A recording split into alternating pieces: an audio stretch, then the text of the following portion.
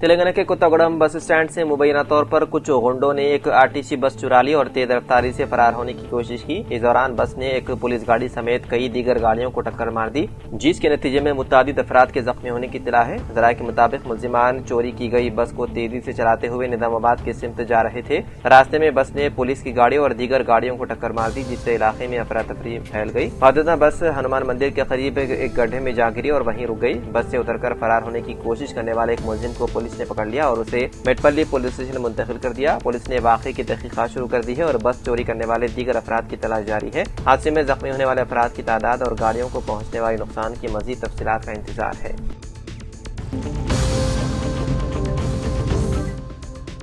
तेलंगाना हुकूमत के मुशीर मोहम्मद अली शब्बीर को लोक भवन के करीब उस वक्त हिरासत में ले लिया गया जब वो राहुल गांधी की गिरफ्तारी के लिए खिलाफ TPCC की जानिब से मुनक्किदा चलो राजभवन एहतजाज में शिरकत के लिए जा रहे थे।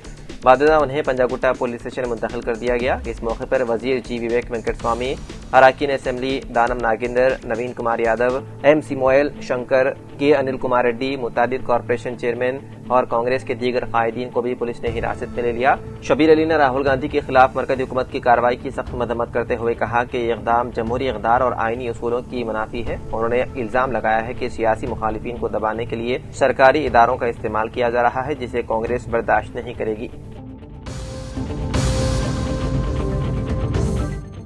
तालीम याफ्ता बेरोजगार नौजवानों के लिए बेहतर और बड़ी खबर है। उस्मानिया यूनिवर्सिटी एम्प्लॉयमेंट इंफॉर्मेशन व गाइडेंस ब्यूरो ने 24 जुलाई को यूनिवर्सिटी कैंपस में खुसूसी जॉब फेयर मुनक्किद करने का ऐलान किया। इस जॉब फेयर में अपोलो फार्मेसी में फार्मासिस्ट और असिस्टेंट फार्मासिस्ट की जुमला 100 मखलूआ जायदादों पर तकर्रुरात किए जाएंगे। उस्मानिया यूनिवर्सिटी के जिम्मेदारों के मुताबिक वॉक इन इंटरव्यू का ये अमल 24 जुलाई को सुबह 11 बजे उस्मानिया यूनिवर्सिटी आर्ट्स कॉलेज के अहाते में एम्प्लॉयमेंट ब्यूरो के दफ्तर में होगा। जिन उम्मीदवारों ने D pharmacy, B pharmacy, M pharmacy या किसी भी मजमून में कोई भी ग्रेजुएट डिग्री मुकम्मल की तो वो उन जायदादों के लिए अहल होंगे। उम्मीदवारों की उम्र 18 से 30 साल होनी चाहिए। मुंतखब उम्मीदवारों को उनकी तालीमी काबिलियत और सलाहियत के लिहाज से 12,500 रुपए से 25,000 रुपए तक तनख्वाह दी जाएगी। जॉब फेयर में शिरकत के लिए दिलचस्पी रखने वाले तमाम अहल मर्द व खवातीन उम्मीदवारों को मशवरा दिया गया है कि वो मुकर्ररा तारीख और वक्त पर असल तालीमी सर्टिफिकेट्स, 2 सेट जेरोक्स कॉपियाँ और हालिया पासपोर्ट साइज तस्वीर के साथ शख्सी तौर पर इंटरव्यू के लिए हाजिर हों। जॉब फेयर और जायदादों से मुतालिक मजीद तफसीलात या वदाहत के लिए उम्मीदवार अपोलो फार्मेसी के HR नुमाइंदे T रघुपति से मोबाइल नंबर 8247656356 पर राबता कायम कर सकते हैं।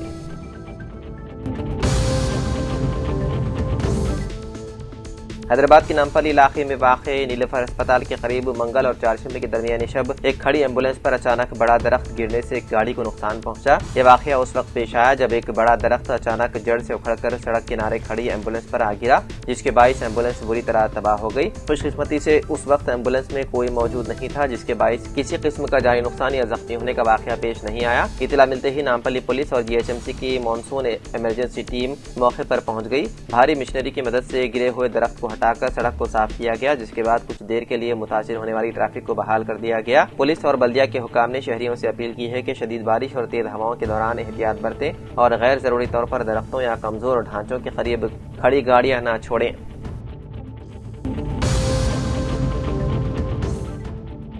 दिल्ली में वज़ीर-ए-आज़म नरेंद्र मोदी की रिहाजगाह के बाहर कांग्रेस की जानिब से किए गए एहतजाज के दौरान शदीद कशीदगी पैदा हो गई। पुलिस ने कांग्रेस के सीनियर कायदीन राहुल गांधी और प्रियंका गांधी को हिरासत में ले लिया। इस मामले पर तेलंगाना के वज़ीर आला रेवंत रेड्डी ने रद्द-ए-अमल जाहिर करते हुए कांग्रेस कायदीन को हिरासत में लिए जाने की सख्त मजम्मत की। उन्होंने कहा कि ये जमहूरियत में एहतजाज के हक पर हमला है। रेवंत रेड्डी ने कहा कि कांग्रेस पार्टी नौजवानों की जदोजहद की मुकम्मल हिमायत करती है और नौजवानों के जायज मुतालबात को मुल्क के अवाम की भी तायीद हासिल है। उन्होंने कहा कि चाहे जेल भेज दिया जाए या तहरीक को दबाने की कोशिश की जाए, उसे रोका नहीं जा सकता। उन्होंने मजीद कहा कि करोड़ों नौजवानों के गुस्से को दबाना मुमकिन नहीं और इंसाफ और जवाबदेही के लिए नौजवानों की जदोजहद जारी रहेगी।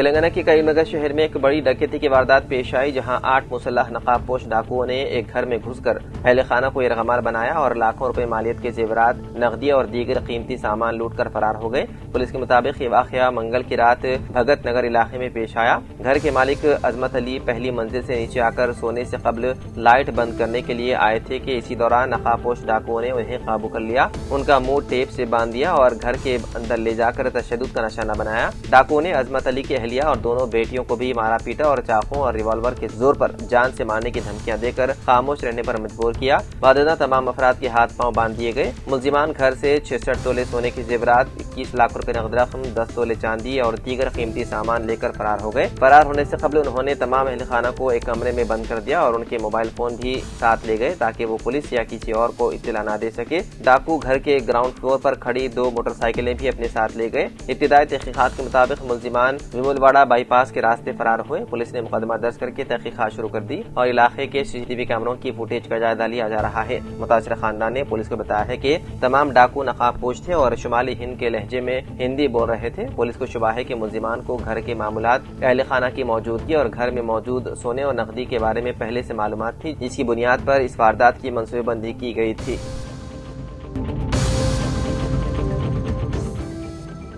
زیر تربیت IPS آفیسر ادے کرشنا ریڈی نے اپنے خلاف درج جنسی ہراسانی کے مقدمے کو منسوخ کرنے کی درخواست کرتے ہوئے تلنگانہ ہائی کورٹ سے رجوع کیا۔ ادے کرشنا ریڈی نے ہائی کورٹ میں ایک عرضی دائر کرتے ہوئے اپنے خلاف درج مقدمے اور اس سے متعلق کارروائی کو منسوخ کرنے کی استدعا کی ہے۔ تلنگانہ ہائی کورٹ میں اس عرضی پر جمعرات کو سماعت متوقع ہے۔ عدالت میں درخواست گزار کی جانب سے پیش کیے جانے والے دلائل اور متعلقہ حکام کے موقف پر غور کیا جا سکتا ہے۔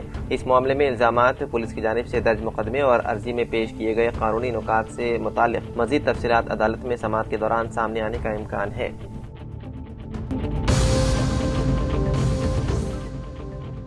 Hyderabad district election officer RV کرنا نے ریاست میں جاری ووٹر لسٹوں کی خصوصی جامع نظر ثانی یعنی کہ SIR مہم کے حوالے سے انتہائی اہم اور واضح بیان جاری کیا ہے۔ انہوں نے صراحت کے ساتھ اعلان کیا ہے کہ SIR مہم کی آخری تاریخ میں اب دوبارہ کوئی توسیع نہیں کی جائے گی۔ انہوں نے حیدرآباد کے تمام ووٹر سے اپیل کی ہے کہ وہ اپنے انیمیشن فارمز بنا کسی تاخیر کے فوری طور پر اپنے متعلقہ بوتھ لیول آفیسرز کے حوالے کر دیں۔ RV کرنا نے بتایا ہے کہ کئی ووٹرز یہ سوچ کر فارمز روکے ہوئے ہیں کہ ان کے پاس 3 اگست تک کا وقت موجود ہے۔ انہوں نے خبردار کیا کہ تمام وصول شدہ فارمز کو آن لائن سسٹم میں پروسیس اور ڈیجیٹلائزیشن کرنا ضروری ہوتا ہے۔ اگر ووٹرز نے آخری دنوں تک فارم جمع کرانے میں تاخیر کی تو آخری وقت میں پورٹل پر تو بوجھ پڑنے کے باعث سرور ڈاؤن ہو سکتا ہے، جس کی وجہ سے اندراج سے محرومی کا خطرہ رہے گا۔ انہوں نے بتایا ہے کہ BLOز چند علاقوں میں فارمز کے حصول کے لیے 5 سے 6 مرتبہ گھر گھر چکر لگا چکے ہیں۔ RV کرن نے کہا کہ تاحال 43% انیمیشن فارمز موصول ہو چکے ہیں اور ان کی تفصیلات کو کامیابی کے ساتھ ڈیجیٹلائزیشن کر دیا گیا ہے۔